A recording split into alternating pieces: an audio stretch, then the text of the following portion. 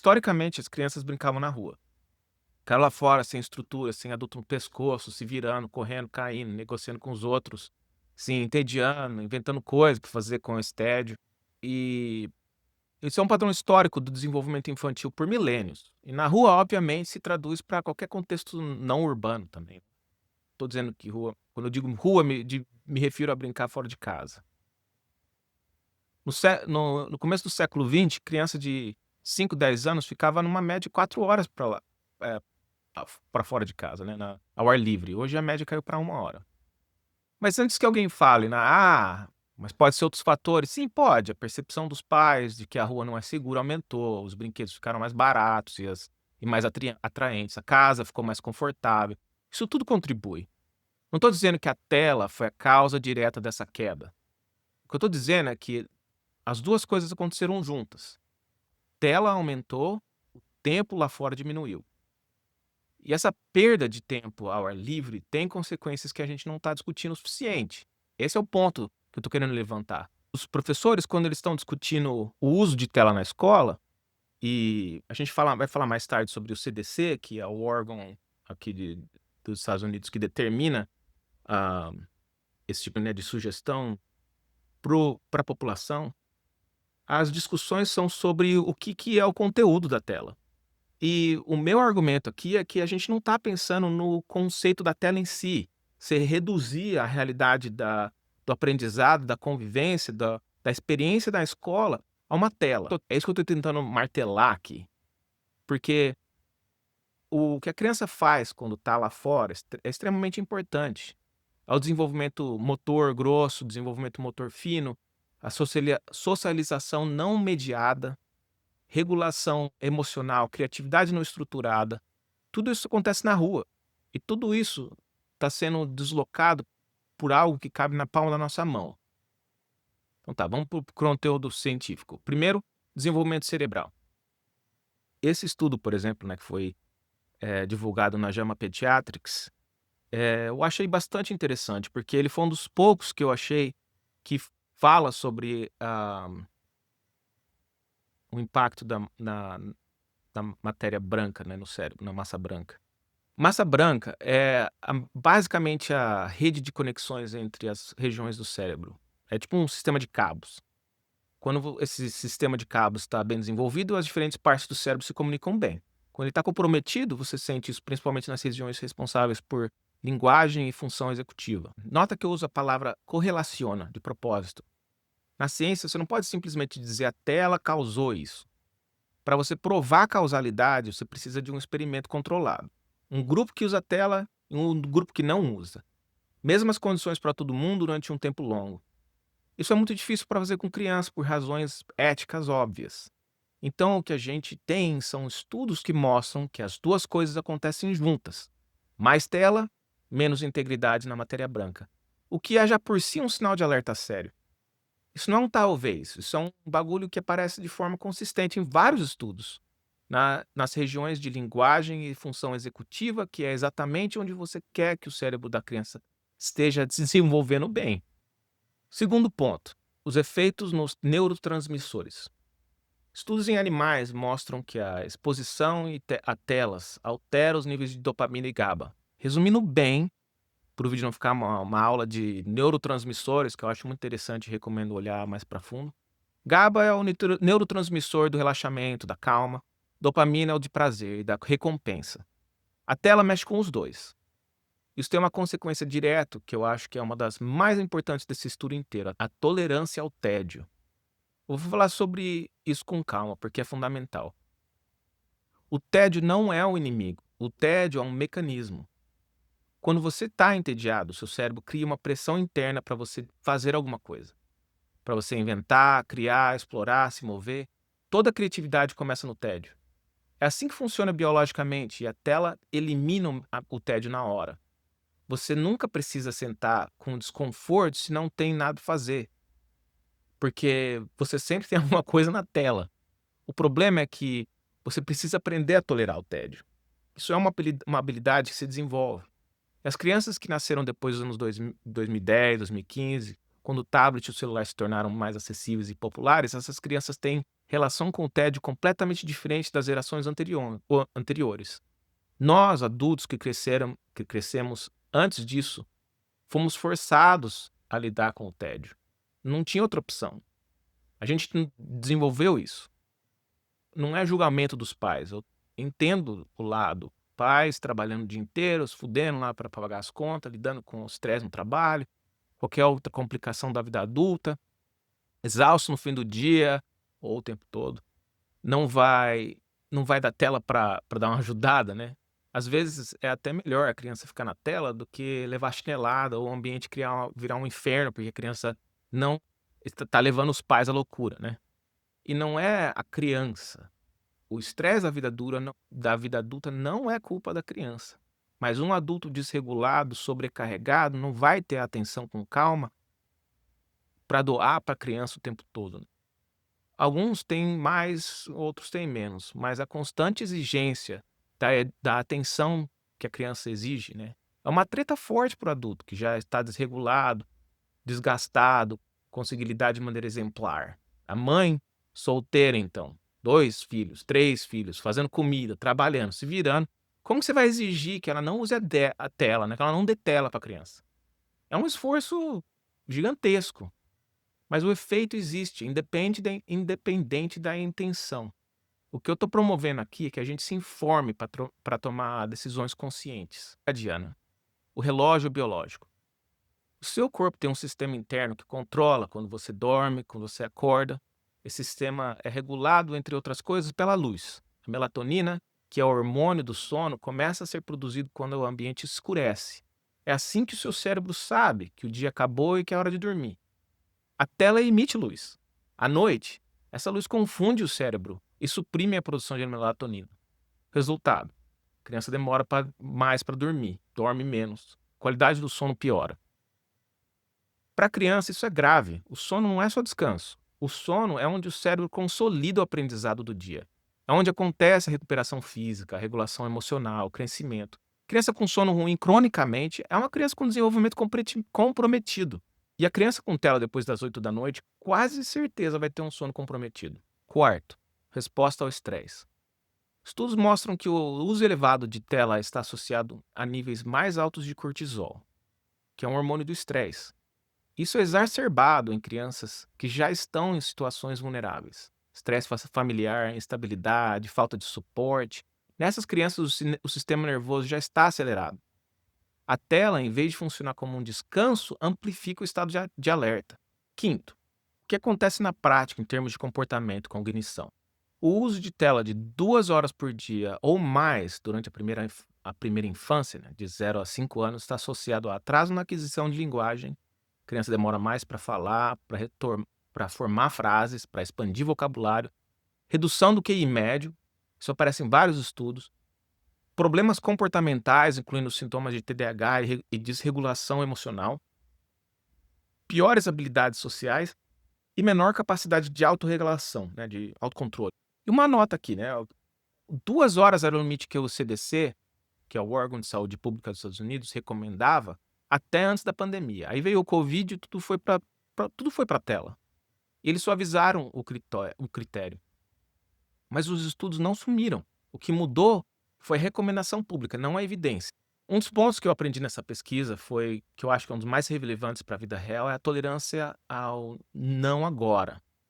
Pensa comigo, quando a gente era criança, a maioria dos adultos hoje que tem criança, você queria assistir um filme. Você tinha que ir na locadora para alugar aquele filme. Falar, mãe, quero assistir o Rei Leão. Beleza, tinha que ir na locadora, esse filme, se esse filme tivesse locado, que era bem provável se fosse um filme novo, você voltava para casa sem o filme. Você tinha que esperar, talvez na semana que vem, talvez no final de semana. Você ficava com aquela expectativa construindo, né? Hoje, a criança fala, quer assistir Frozen. Em 30 segundos está na tela, sempre. Qualquer coisa, imediatamente. Isso não parece um problema, mas é. Porque você espera esse espaço entre o querer e receber, é onde você aprende que as coisas levam tempo. Que nem tudo acontece na hora que você quer. Que você consegue tolerar a espera. Essa tolerância é diretamente relacionada à ansiedade. Quando você não tem ela, Qualquer atraso, qualquer frustração, qualquer não agora vira uma crise, né. A vida não é um streaming infinito, né. A vida exige espera o tempo todo. E a criança que não aprendeu a esperar tem menos ferramentas para lidar com isso. Outro ponto, que às vezes passa batido, é a velocidade do conteúdo. Presta atenção a próxima vez que seu filho ou filha estiver assistindo alguma coisa. Conta quantos segundos passa entre uma câmera e outra.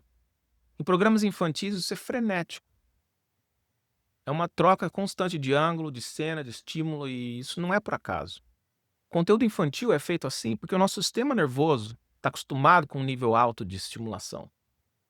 Quando você vai lá fora, dar uma caminhada, para uma praia, para uma trilha, tem cheiro, tem vento, barulho, movimento, textura, cor, temperatura, um monte de coisa que está tudo acontecendo ao mesmo tempo.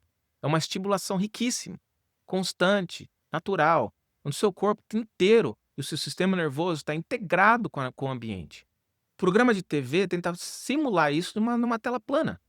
Então ele troca a câmera o tempo todo para manter o seu sistema nervoso engajado. O Bluey, por exemplo, todo mundo adora um Bluey. Bluey é calmo, positivo, tem uma mensagem boa. Tudo bem, eu concordo. Mas o Bluey ainda troca de tela o tempo todo. É coisa assim de 3 segundos, 2. É a natureza do formato. E o problema é que quando você condiciona o cérebro a esse nível de estimulação artificial e constante, o mundo real começa a parecer lento demais, chato demais. Conversa com um adulto parece lenta, aula parece lenta, brincar de faz de conta parece lento, porque nada compete com a tela em termos de estimulação por segundo. Tela. Isso não é frescura, isso é o cérebro se adaptando com um ambiente artificial de estimulação. E quando você tira esse ambiente, o cérebro não sabe o que fazer consigo mesmo. Numa pesquisa científica, você precisa de um grupo de controle. O grupo de controle é o que não recebeu estímulo, para você conseguir comparar, né? Em relação à tela, os Amish aqui nos Estados Unidos são um grupo interessante de comparar, porque eles não usam tecnologia de ponta. Eles usam a tecnologia até o ponto onde não substitui o esforço humano. Eles não usam celular, não usam TV, não usam tablet. As crianças brincam lá fora, trabalham com as mãos, socializam cara a cara. Estudos com essas comunidades mostram consistentemente que as crianças têm desenvolvimento motor, social e emocional mais robusto, menor incidência de TDAH, menor desregulação emocional, mais capacidade de atenção sustentada. Óbvio que não estou dizendo que a solução é todo mundo virar Amish. O que eu estou dizendo é que esses grupos existem, que eles são um dado natural valioso e que os resultados apontam na mesma direção que o resto da pesquisa. Tudo bem. Você entendeu que a tela afeta o cérebro, que o tédio é importante, que a tolerância à frustração é um músculo que precisa ser desenvolvido, mas e na prática? Quando a criança está gritando porque você tirou o tablet, o que você faz? Primeira coisa que a maioria dos pais faz quando uma criança tem um comportamento problemático é apelar por moral. Como você se sentiria? Vamos supor que a criança jogou um negócio ou quebrou uma caneta minha, né? Sei lá, a criança tá dando um chilique lá e quebra um negócio que não era para quebrar, que não era dela, né?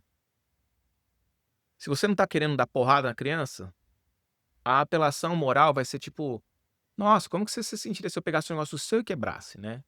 Como você se sentiria se eu fizesse isso com você?" A gente não faz isso porque é errado. Você precisa respeitar. Faz sentido, né? Você quer criar uma criança com valores. O problema é que isso não funciona.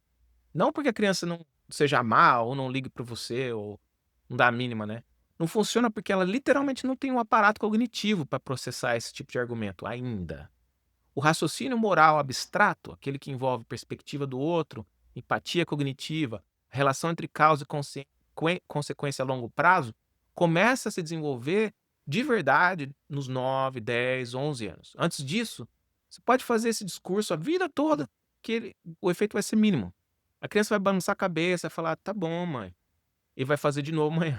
Porque não é porque ele não te ouviu, porque o cérebro dela ainda não está equipado para transformar esse discurso em mudança de comportamento duradoura. E aí você fica com a sensação de que ela está desafiando de propósito. Tantas vezes eu já escutei pai, mano, meus pais falando: "Você tá como é que é? Tá me testando, você tá me testando", ele tá me testando. Mas ela não tá te desafiando, não é de propósito.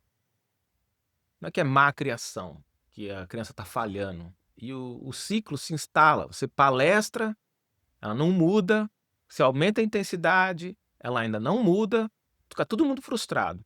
E o que que funciona? Vou usar uma metáfora aqui que eu sei que é péssima, mas é a mais precisa que eu já ouvi. Criança pequena criança pequena, né, de 3 a 8 anos, 3 a 9 anos, responde mais a uma abordagem de adestrador do que de filósofo.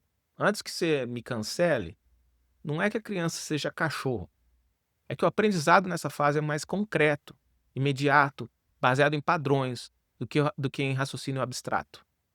Pensa assim, a criança pequena vê o adulto de referência, né, o adulto de confiança, especialmente a mãe, como uma máquina de suprir necessidade ambulante. Qualquer coisa que ela precisa, física, emocional, social, ela direciona para essa pessoa. Fome? Mãe. Querendo brincar? Mãe. Com sono, mas não sabe que está com sono? Mãe. Com raiva de alguma coisa que ela nem sabe o que que é? Mãe. Para a criança pequena, o adulto de confiança é o sistema nervoso externo dela. Ela está aprendendo a regular as próprias emoções usando você como referência. Eu diria mais, ela está usando você para regular o seu próprio sistema nervoso. Outro motivo que cuidar de criança é algo tão exaustante, né? Então, quando você tira o tablet e ela tem uma crise, ela não está manipulando você. Está sendo inundada por uma emoção que ela não sabe nomear, não consegue regular e vem em cima de você porque você é o lugar onde ela deposita tudo isso. É muita responsabilidade, mas é também um elogio, um privilégio. Ninguém na face da terra pode substituir você. Mãe, a gente só tem uma. Falando de padrão geral, né? Tem Claro que tem configurações de família não tradicionais, com mais de uma mãe ou sem nenhuma, mas o ponto é que é aquele adulto, a figura da mãe, que satisfaz as necessidades mais básicas desde o início da gestação até a mama, né? O que muda quando você entende esse mecanismo é a sua reação. Em vez do por que você está fazendo isso comigo, você consegue, nem sempre, mas às vezes, pausar e pensar: o que que essa criança está precisando agora? Tipo quando um bebezinho mesmo, que não é o tablet, né? É sono, é fome, é uma atenção sua.